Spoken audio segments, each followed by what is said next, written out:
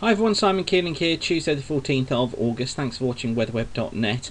The site to get free of charge by you coming back to the site and visiting it. It's the adverts around the site that generates the revenue that keeps it free of charge. So the more you come back, the more you view the site, the more you view the videos, that generates the revenue which keeps the site going. And when you click on an advert, it generates even more revenue. And when you tell your friends about us as well, that gets them to visit and it generates the revenue which keeps everything free of charge. So thank you for doing that. Okay, plug over. It's interesting to see how the forecast has been developing over the last few days and how it's expected to develop for the next week as well. This is the GFS Ensemble time series chart taken us ahead to the 30th of August, and the red here is maximum temperatures. Now you can get these by going to weather charts at the top of the page here, and then you simply click on GFS Ensemble here under UK cities, and that will give you charts for various UK cities. Now what it shows us is red line is maximum temperature.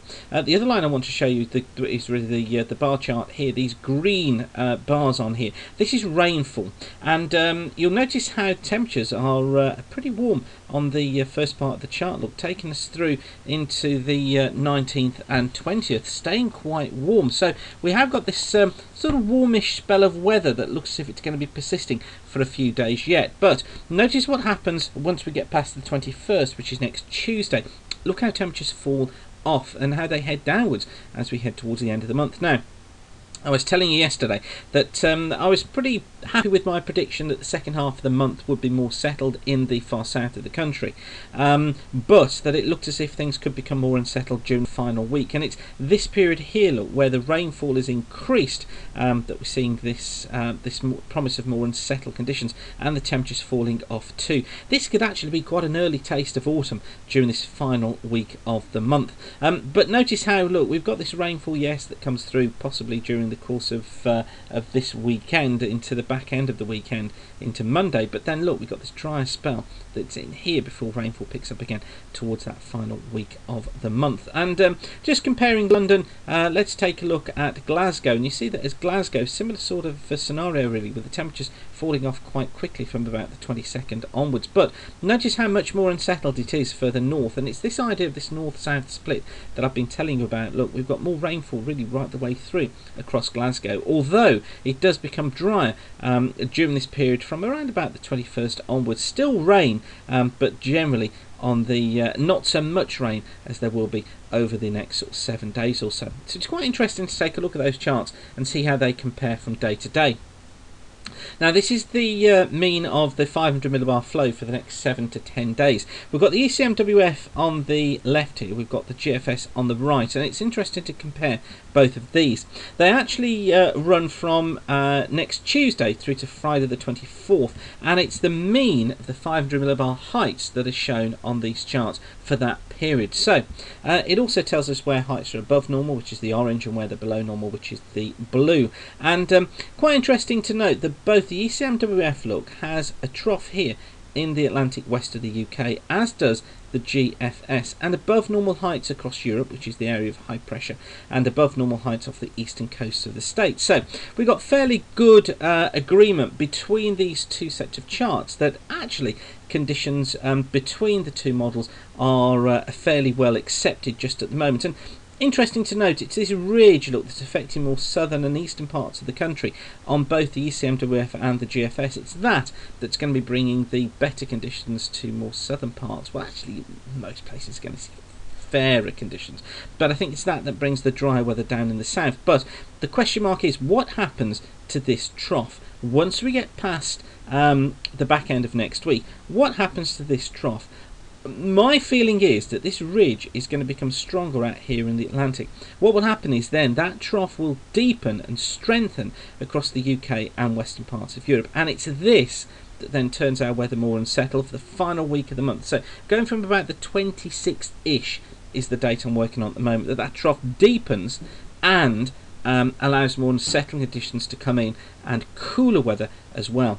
Be interesting to watch and just see how that develops as we get in towards the end of the month. But more testing problems ahead, because the weather looks as if it is going to become very windy during the next 24 to 36 hours. It looks as if a storm system is going to be brewing up, heading northwards through the British Isles, bringing severe gales to places. So let's just get the detail onto the charts then. Let's get you up to date with where we are just at the moment. So this is the chart for 1 o'clock this afternoon. Got a nice southerly flow across the country this afternoon. It's that's bringing warm conditions to many of us. 1 or 2 showers will be breaking out, and I noticed some heavy showers across the southern uplands just at the moment. I think through the course of the afternoon, yeah, there will still be some showers breaking out here and there, particularly I think moving into southwestern England. Some across central Scotland, Northern Ireland and also northern parts of Scotland, but elsewhere across much of England, Wales and Scotland it looks as if it should be quite a drier day with some sunny spells and just an occasional shower. But here's the feature that we need to watch out for. Look down towards the southwest. Watch how this deepens as we go through the course of tonight. So we've got some rain moving into southwest England, southwest Wales, parts of southern Ireland during the course of this evening and into the first part of tonight. That drags its way northwards, but then just look at this low. It comes in during tomorrow morning, and I think the winds by then are going to be southeasterlies at 6s, I think across much of Ireland, Wales, southwest England, but there will already be to gale force, southeasterly top end of a 7 to the low end of an 8 across the western parts of the channel. For many of us it should be a generally dry and bright start to the day. However, that rain is going to be edging its way northwards. By midday tomorrow, the low has deepened even further. It's off southwestern parts of Ireland. Heavy rain is going to be passing northwards across Ireland, western and southern Wales and southwest England, getting into the Midlands and probably getting into around the London area by about midday. Now notice the winds have strengthened, southeasterly 6s across much of Scotland and northern England. I think tending to become lighter across the southeastern quarter, probably there becoming a 4. But I think across the Irish Sea and into southwestern coast of England, with southwesterlies here easily getting into a 7 or an 8. Some very rough seas here too. During the course of the afternoon, that heavy rain spreads its way northwards during the afternoon on Wednesday, probably reaching southern Scotland by tea time. Heavy rain for Northern Ireland, northwest England, as well as northern parts of Wales, parts of northern East Anglia. But you'll notice some drier weather just coming into the south here, sort of the southern half of Wales and southern England. I think it's going to be into here really by the early afternoon and edging northwards into mid and north Wales, the Midlands, East Anglia probably by the middle of the afternoon too. Heavy rain returning to southwest Ireland, and here we're going to be finding some severe gales through the Irish Sea with southerlies at 7s, perhaps touching an 8, but some very rough seas coming up through the Irish Sea, more typically southwesterly 6s through the Channel, probably 5 in the Eastern Channel, southeasterlies about 6 to 7 across northern and eastern Scotland, where incidentally, look, it is going to be staying dry right the way through the day. Then as we head overnight in towards Thursday, well, the rain tends to get stuck across Scotland for a time. Some heavy periods of rain across eastern parts of Scotland, but for many of us it becomes much drier. Just 1 or 2 showers across these western coasts, but for many you can see it is going to be a dry night. Heading into Thursday now, and I think we'll find a bright start to the day. 1 or 2 showers affecting western and southwestern parts of the country. Much lighter winds, southerlies as well. We could be getting temperatures of 26s, 27s, even higher across East Anglia and the southeast. Some good sunny spells around, but you'll notice down towards the southwest there, this another area of rain that comes northwards during the course of Thursday afternoon. This brings a wet end to the day across southwest England, western parts of Wales and southern Ireland. Some pretty hefty bursts of rain here, but through much of central and eastern England and also through much of Scotland and northeast England it looks as if we should stay dry right the way through the day and warm. The wind's picking up as well down in the southwest, becoming gale force once again by the time we get into the course of Thursday afternoon. Overnight into Friday, some very heavy periods of rain tracking their way northwards through Wales, through northern England, through Scotland, tending to stay dry still across this East Anglia, southeast, southern parts of England. This is its dry weather for the second half of the month, but the rain affecting more western parts of the country. And then through Friday itself, where we're going to find still that heavy rain tending to linger around across western parts of Wales, the far southwest of England, northern Scotland wet too, but drier across Ireland, and still dry look through the Midlands, East Anglia and South East England. Could be some hot conditions here. We could be looking at 29 or even 30 degrees in some places across the southeast by Friday afternoon. And then overnight into Saturday, well, still rain affecting these western coasts of the country, southern parts of Scotland too, but the east is going to be staying dry. For Saturday itself, I think plenty of mist and murk affecting western coasts of Wales, southwest England, western parts of Scotland, with drizzle at times, but I'm hopeful this should gradually be breaking and clearing. For much of the country though, it's a dry day, we've got some sunny spells around, and it's going to be a warm one too. Heading into Sunday, and it really is going to be western parts of Scotland that see rain during Sunday. Some outbreaks of showers here, and potentially some showers trying to break out, or even longer spells of rain affecting southern parts of England on Sunday afternoon.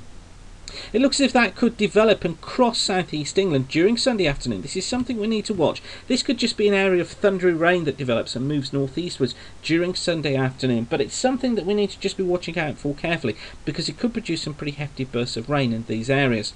I think for much of Wales, southwest England, northern England, Scotland and Ireland it should be dry, apart from just bits and pieces of rain affecting western parts of Scotland. And then into Monday, thundery rain has cleared, and then for most it looks like being a dry day, some good spells of sunshine, one or two showers affecting western coasts of Wales and northwest England as well as western Scotland, but I think generally for most it looks like being a dry day with some good spells of sunshine. Overnight into Tuesday, still one or two showers affecting western coasts of Scotland and northwest England, but for most it's dry, and Tuesday looks like being a dry and fine day too, with this area of high pressure building in, bringing some good spells of sunshine. And then we need to just watch for this ridge that builds through the country during the overnight period, Tuesday into Wednesday. Look at the low that's developing down towards the southwest. This is part of this trough that's now out towards the west of Ireland. It's deciding exactly what's going to happen to that trough that gives us the questions of the forecast as we then go forward from here.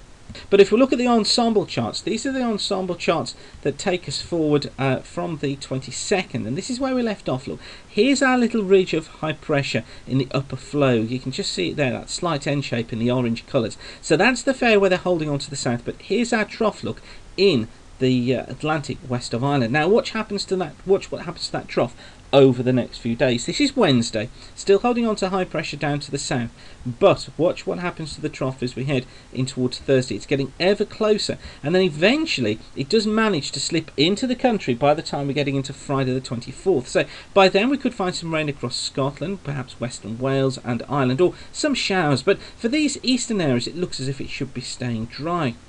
I then think into the weekend the trough will be slipping its way eastwards during the course of the weekend and into the following week, which takes us into the 26th and 27th, by which time, look, the jet stream, you can see it there, is moving further south. Now what the ensemble does tend to do is it tends to smooth things out a little bit too much once we're getting beyond about day 10 or day 11, so you have to pick out the subtle cycles in it, the subtle patterns in it, and this is certainly hinting at the jet stream becoming stronger and drifting further south, which would hint of conditions becoming more unsettled as we head into the end of the month, and potentially it could become quite windy at times in the west. But I think most of the rain will always be across western areas, with eastern and southern areas tending to the drier side, but I think for most of the country that final 5 or 6 days of the month could turn out to be fairly unsettled, and then we need to look for any changes taking place into the beginning of September to give us the sign of a fine start to September.